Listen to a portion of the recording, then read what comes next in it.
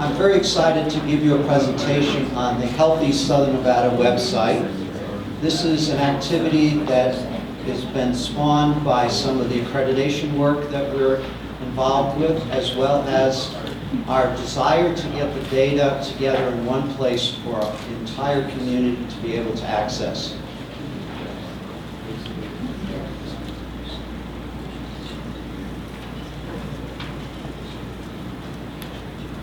Welcome to Healthy Southern Nevada. This website has been sponsored by Dr. Iser, and he put Dr. Lockett in charge of developing it and implementing it for the Health District and for our community partners. The website is composed of a lot of different parts, and I'd like to go through those very quickly with you. We'll be tallying the scores, and I'll get a thumbs up at some point, and I'll turn over my presentation to the rest of the staff to give you the results of what the scores were going to be. I'd like to start with data because we've been talking about data extensively today. A lot of the information that you have found on the infographics today has been collected together in 188 indicators in this website.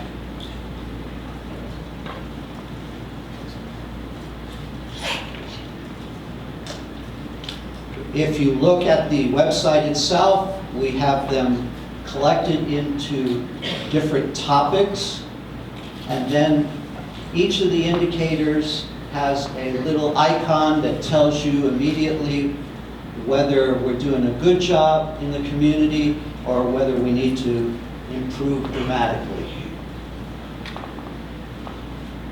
Each of the indicators has data behind it. So if we were to pick any indicator, it would take us to that particular indicator and also give us some additional information. So in this particular case, we're looking at an age-adjusted death rate due to breast cancer. As you can see on our indicator, we're in the yellow on this one. It means that we need improvement still, with 24 deaths per 100,000 females. It gives you the data source, which is the National Cancer Institute, and this one data is maintained by Healthy Communities Institute, or HCI, which is our partner in this website. What's really exciting is that it also pulls up other indicators that you may have interest in based on your looking at this first indicator. So here are some other cancer indicators for you to review. And then there are some promising practices.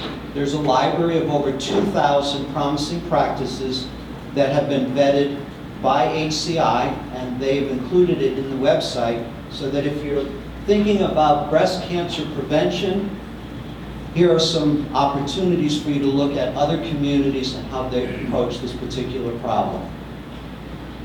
The data is mapped. When we have data at the census level or at the zip code level, it will show you where in the community some of the hotspots are for these particular problems. This one is at the county level, so we don't have that extra data. But one of the things that you can do is, if you go back to the Community Health Dashboard, if you want to pull it up by zip code, it will show you data that we have. We do have age-adjusted death rates due to cancer by zip codes.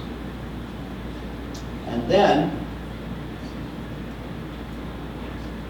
it will map it for us, and we can look at the map to see what areas are having high rates of problems.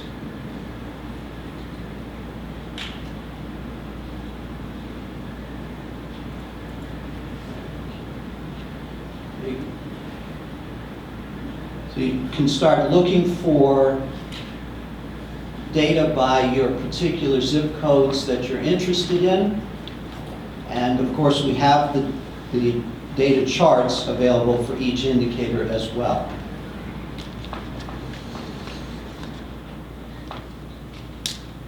There's also a number of tools and resources available to you. I mentioned promising practices. We also have a database of funding opportunities so that you can look for funds to develop in our community. We think that this website will be a big help to us as we're working on grant writing, because we'll be able to identify the data that we need to support our grants. We'll be able to, yes, a question, Tim. Just going back to that map that you put up there for the age-adjusted breast cancer. Okay. At first blush, it would strike me that higher rates were in what I would consider to be more affluent areas of Las Vegas. And so how much of that is related to the fact that that's where diagnoses occur, where people maybe have healthcare access, versus we're not seeing it in places that are maybe lower economic areas? Well, let me pull that indicator up for you. And we've got some epidemiologists in the room that I think might be able to give us some answers. I mean, if we focus on those areas, I would say the resources would be helpful there, but I would think that in more of the economically challenged areas would be better use of the resources. Would one of the, Nancy, would you like to take a stab at answering that particular question? I actually didn't hear the question, we were busy tallying scores. So, Okay. what was the question? I mean, looking at the map at first blush, it would appear that the red areas seem to be, although they're across central Las Vegas, they're more in the affluent areas of Las Vegas than they are in the economically challenged areas of Las Vegas. Well, this is the North Las Vegas corridor, Tim. So these would be some of those challenging zip codes that we have in our community. 89115, 89032, 89030. So I think that these are disparity communities, and then there might be an anomaly out in this one. This is out in the southwest portion of the community. This is the old Henderson corridor. So, what was that, Tim? I agree with you. It's just sort of a matter of trying to make the data reflect what the economic conditions in the area might be. Mm-hmm. There's another map for screening. Okay. So you could pull up a map for screening. I don't know how to do that one. It was one of the ones listed, so go back. I think it's still on the cancer.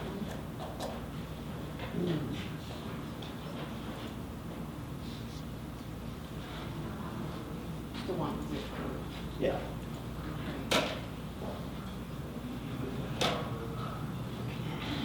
when you were on the death rates, do you cancer? Oh, no, there's a screening on there, the last three, or 1, 3. There's cervical screening, colorectal screening, mammography screening.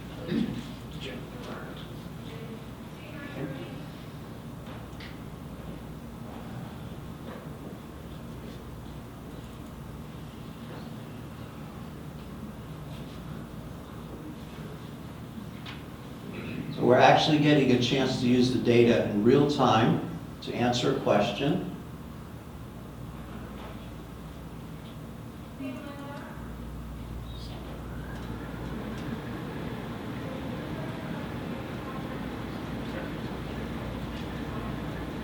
And let's see, where is our, look for the, okay, here's your 73.1, greater than or equal to 73.1 is in the good area, that's the green. Red is less than 73.1. So we're seeing that the screenings are low in some of these areas where we saw high. Yes? Please. If I Are we used to any of this data, like for report or briefing commanders, can I, the Southern Nevada Baptist, can I say first, Southern Nevada Health District? This is a specific rate we're looking at. I'm sorry, I didn't hear the question. Does the Southern Nevada Health District stand behind the data? Can I reference?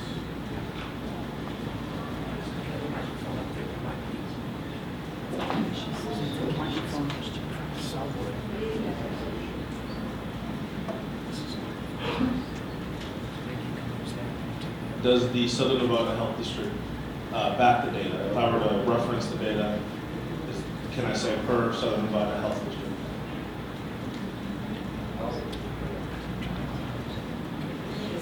We do have another microphone, but we don't know how to turn it on. The question was, if he references the data, can he reference that this is per the Southern Nevada Health District when he uses this data in manuscripts? Yep. The answer to that question is that you would use the indicator because it has the source of the data right in the indicator. So I'll show that to you again.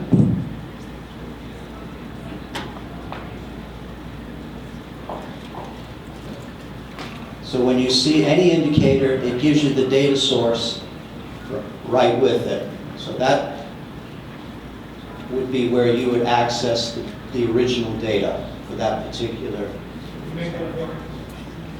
So if I may, the answer is it's not all compiled by us, but we've accumulated it from a variety of various sources.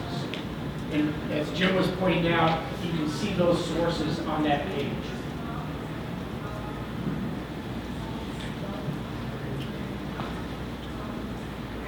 In addition to all of that data that's available to us, we do have a number of other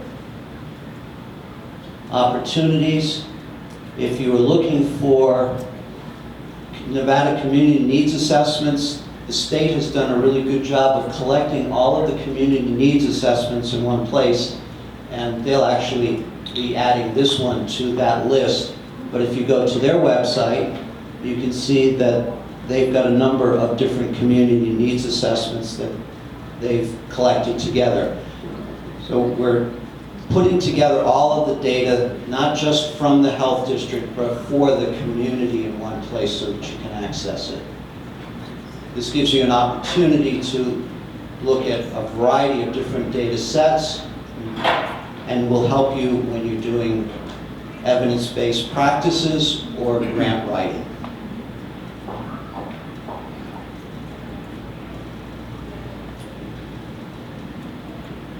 If you have any specific questions at all, please use the Contact Us. I am the point of contact for the website, and I would be happy to get any questions answered that you may have. This email will go directly to me. I encourage you to do lots of review of the particular website and ask questions of it. And I've already had some interesting requests. One is when you look at the homepage of the website, we do have a monthly focus, and this one is on obesity. There are a number of indicators that are related to obesity that you can pull up for this month's focus. And this dashboard can be inserted on your website. We can put it live on your website so that you can access it and have other people look at it as well. And we're encouraging everybody to think about the possibility of having a connection with the website directly in your own websites. The other thing that we can do is, if there were any questions today about the 7 areas that we were covering, we could look at some of those indicators for you. So does anybody have any questions? And we could search the data to see if we might be able to dig down into it to answer some of your questions.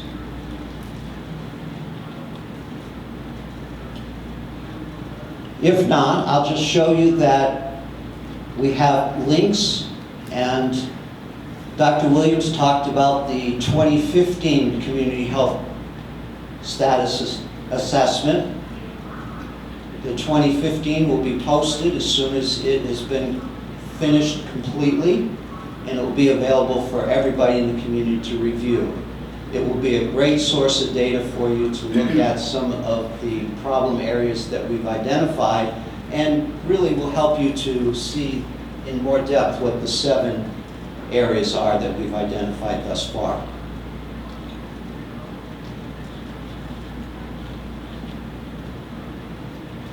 This is truly a community dashboard.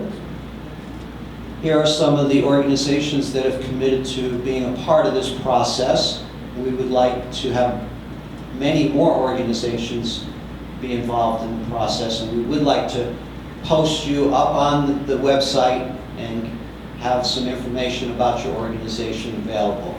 So if you have any thoughts about adding yourself to the website, please get in contact with me. I would love to be able to work with you on adding the information that you have to what we have.